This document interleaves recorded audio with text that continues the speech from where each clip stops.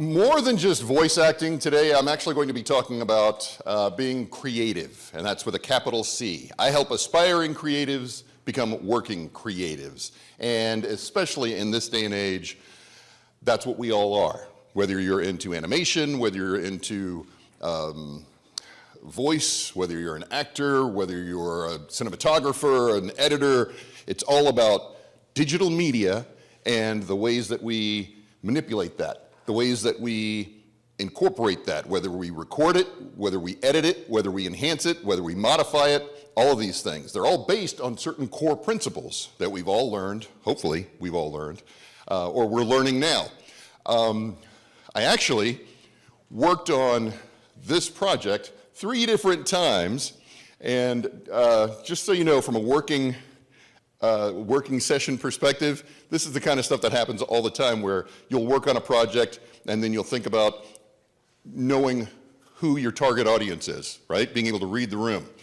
When I first did this, this was going to be a deep dive because I'd been speaking to Dove and a couple of the guys, and I was going to show them just, I mean, the nuts and bolts of everything from my daily workflow, right? The projects that I'm working on where I'm keeping myself relevant, where I'm using my own voice through 11 Labs. Anybody here know what 11 Labs is?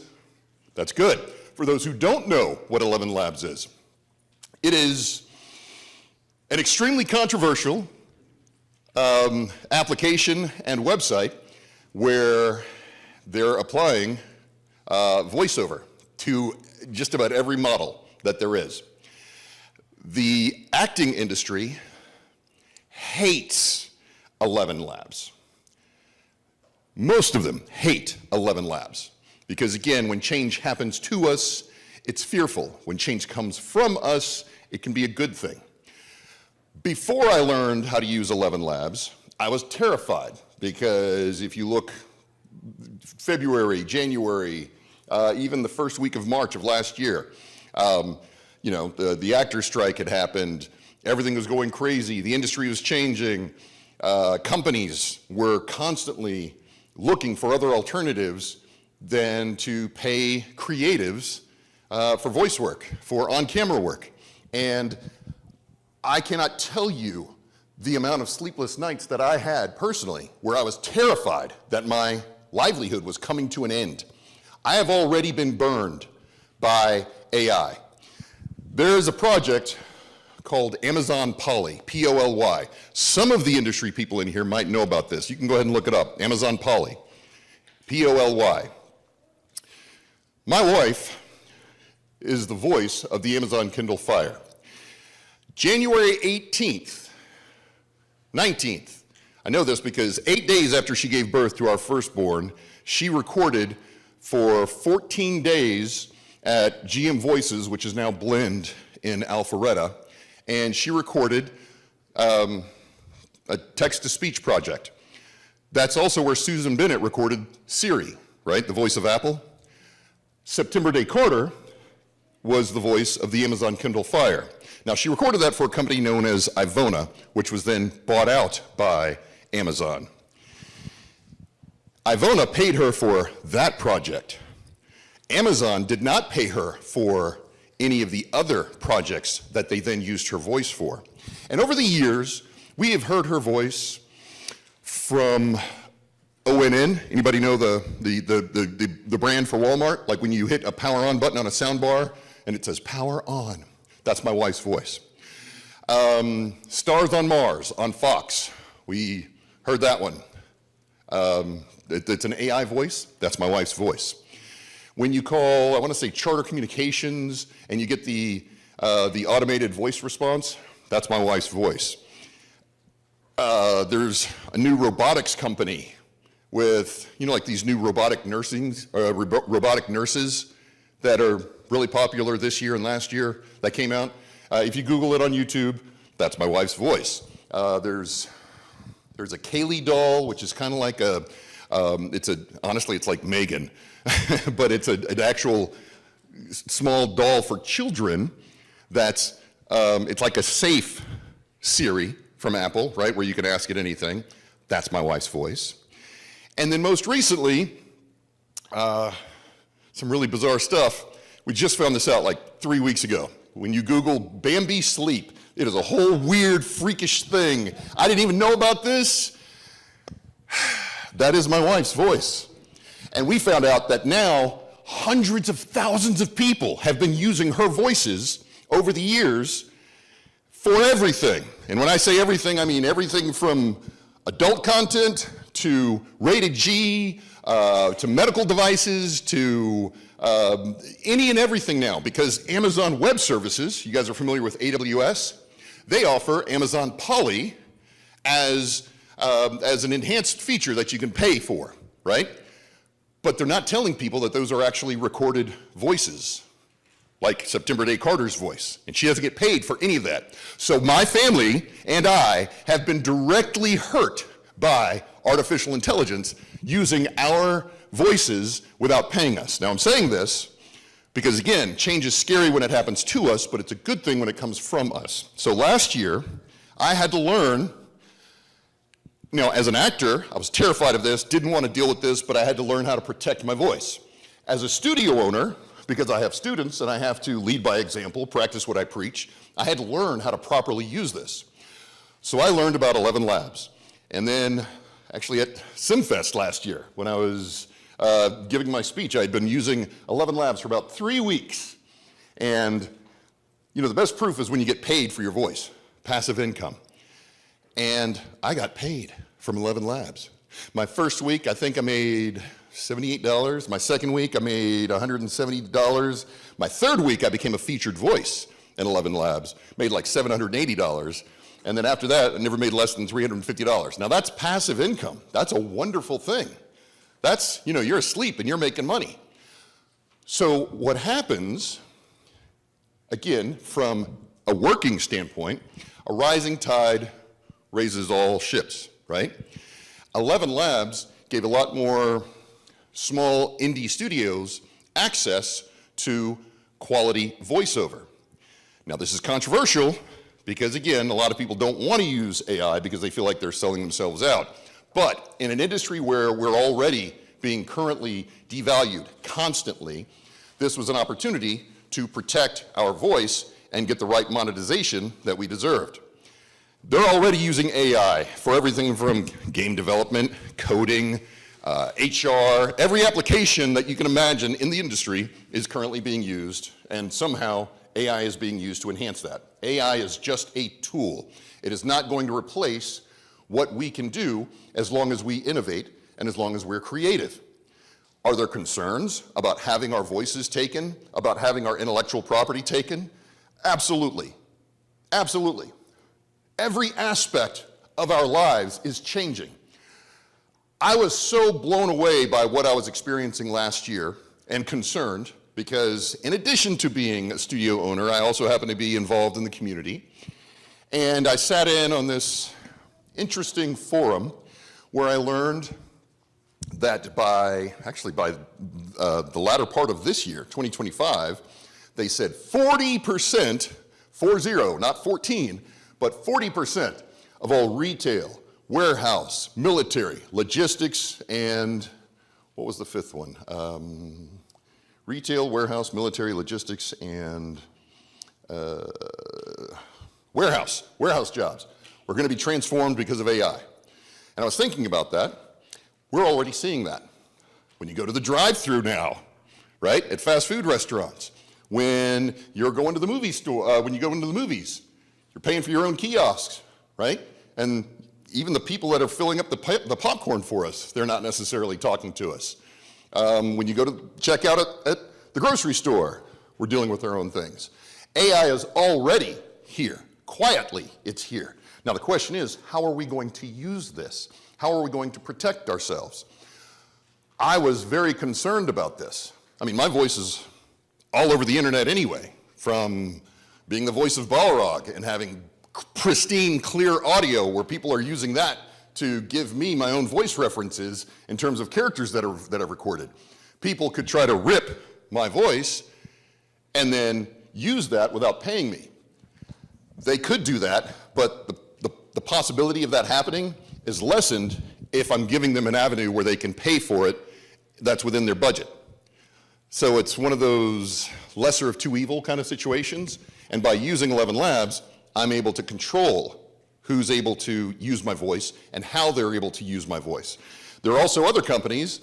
You know how the music industry has done a really good job of protecting their IP using like BMI and ASCAP, and actually AI. They use AI, Veritone, to scrub YouTube and scrub the internet to protect their intellectual property. We can do this.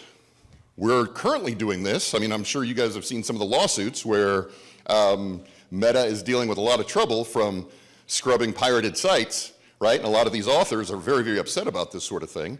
But again, this is already an issue that we're all dealing with. Now, I cannot control the tides. I cannot control large, massive corporations. I cannot control massive industries. But if I need to take care of the livelihood of my family, I need to be adaptable. You cannot control this, you can't stop AI, right? This is already happening. It's happening, just like a cell phone. We have to have our cell phones these days. Just like a computer, we have to have a computer these days. AI is just a tool, and we have to know how to use this tool. How many people here have not done anything with AI? Raise your hand. It's okay if you haven't. You might be personally opposed to it. It's perfectly fine. Okay, that's fine. There are a couple of sites I'm going to go ahead and recommend. Go ahead and write this down. Actually, pull it up on your cell phone. Obviously, there's ChatGPT. I actually prefer, I can't believe I'm saying this, Copilot. I can't believe I'm saying that. I have a problem with that, but believe it or not, I think Copilot's a little bit better than ChatGPT. And then DeepSeek. And you know how ChatGPT is really upset because DeepSeek is better than ChatGPT and they were actually using some of their stuff and they're all upset about it? Well, if they did that to us, we can do it to them. So I like using DeepSeek as well. I'm also going to recommend for you Suno. Now, Suno will bring out the child in you. Suno is absolutely one of my favorite uses of AI because it's silly and stupid and fun and playful. And I have used Suno for Andrew Greenberg's birthday party to play songs. I've used, you can use Suno, basically it's a songwriting app where you can make music. And it's silly and it's fun and it's playful, but it will help you play and help you learn how to begin to think creatively to use AI. So I want you to write down Suno, get yourself a free subscription to it, but it's actually worth the money because it's silly and it's goofy and you can make up your own theme music constantly. In addition to that one, Descript. I got to thank Drew Pearson for this one. Descript is fantastic for a creative flow. It's phenomenal in terms of editing, and it's phenomenal in terms of ease of editing, because there are some here who are aspiring creatives, but they don't necessarily know all the ways to use Premiere Pro or Adobe Audition or DaVinci Resolve or Audacity or many different creative, whether it's a digital audio workstation, whatever your creative workstation is that you prefer, Descript will help you. This is another one that I want you to play on.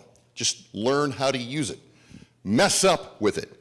Again, we mostly learn by playing, which is why the Georgia game developers are awesome, right? Gamification of everything.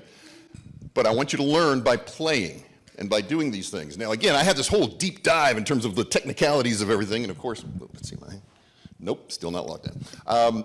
But in this case, I'm just going to keep it at a high level because we're going to talk about a lot of these issues, whether it's right or how it's right, or some of the challenges, but also some of the benefits. Because, like I said, last year I learned how to use AI. This year, I'm learning how to accelerate my use of AI. In many of the industries today, everybody's freaked out because things are contracting, right? Well, believe it or not, from a voiceover standpoint, things are actually exploding right now. 11 Labs was wonderful for me last year. This year, I'm applying my own creative twists on it. I'm leveraging my automated voice, Metabob 2.0 as some people like to call it. And not only am I getting paid from other people using my voice, but more importantly, because I know what I can do with my voice, I'm leveraging that to narrate the classics, to narrate my own stories. If you want to use ChatGPT to help you get the formatting down of some great creative story that you've started but haven't been able to finish because you've got ADHD, you can use ChatGPT, or in my case, Copilot, because it's better for long-form narration. You can use, Bookle? There are a lot of different sites that you can try, and more importantly, your own ideas that you've been working on. You can use AI as a catalyst for your own creative thoughts and ideas. Then you can put a voice to it, you can put music underneath it, and then you can even put pictures to it. And this is where we're all gonna make money. Because there are a lot of people right now, whether you're on Fortnite or Roblox, who are making mods, right? Whether it's layouts for Fortnite, skins for Fortnite, skins for Roblox. My own 12-year-old son is starting to make skins now through Roblox Studio, and he's got all these different ideas. But more importantly, as a voice actor, as a creative, for any of us, Pocket FM is another huge opportunity for you. Pocket FM is a serialized, I'm not just gonna call it like Spotify, because you can also apply visuals to it, but it's a subscription-based model, and you get paid for your own creativity. Now, of course, they're gonna get paid, but it's actually a more balanced way to pay, and this industry is exploding. We are consuming content at a much greater pace than ever before in history. We've got an entire generation that grew up on YouTube, right? They don't even watch TV anymore. They don't even watch Netflix. They're not even watching long-form content because they're all watching TikTok videos and YouTube videos. Well, guess what?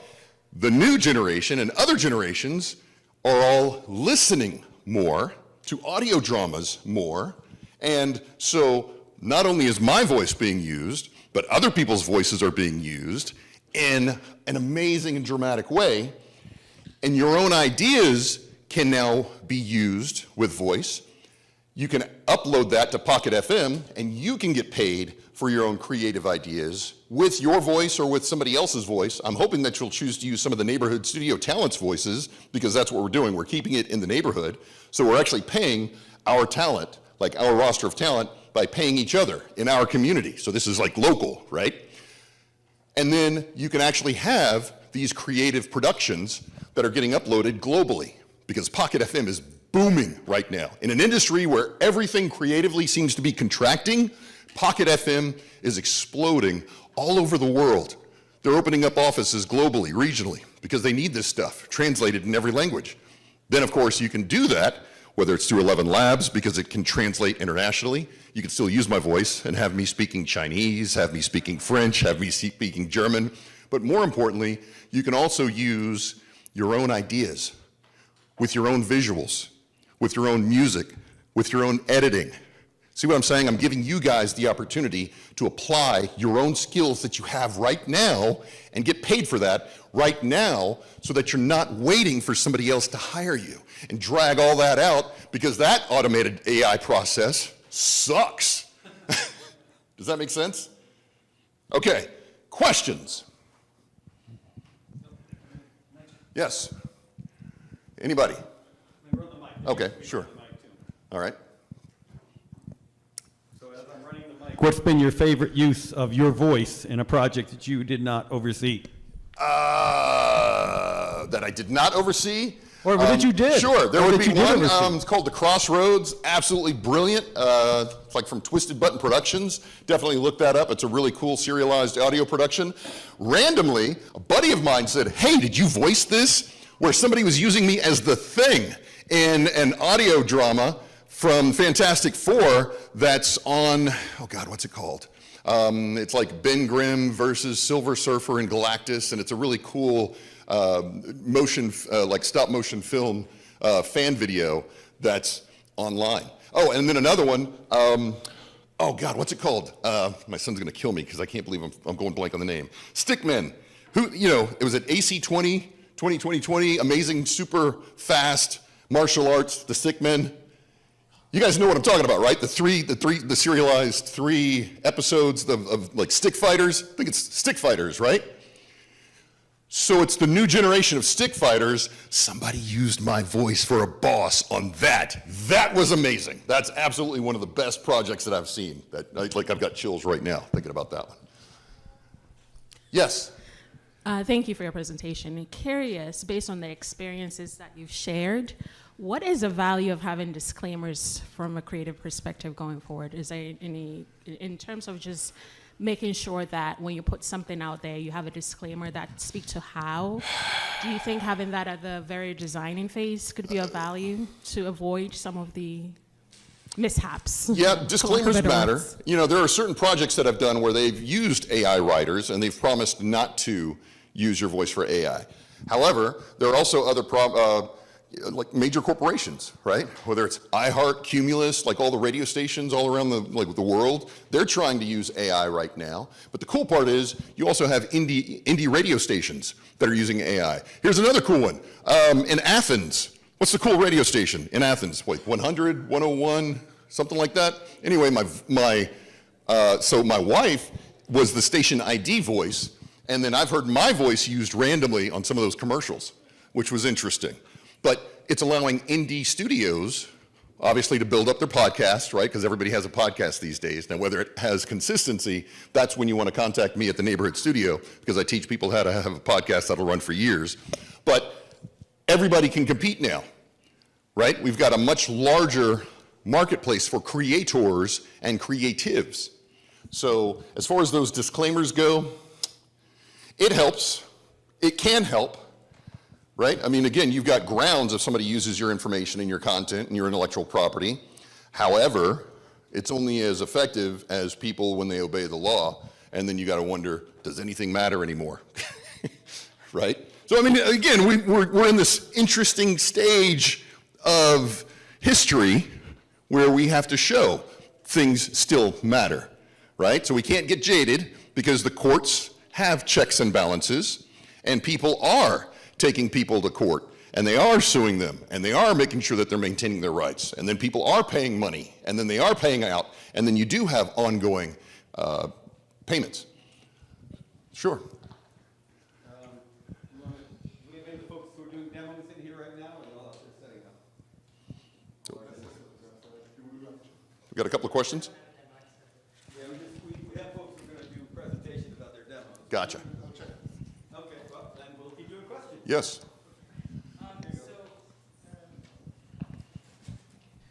Okay, so earlier you mentioned how on YouTube there's a whole mechanism using AI to recognize different kinds of media, songs, all those things to make sure there's no infringements happening. Yes. So is there like... It's selectively used, by the way. Remember, not everybody pays for Veritone.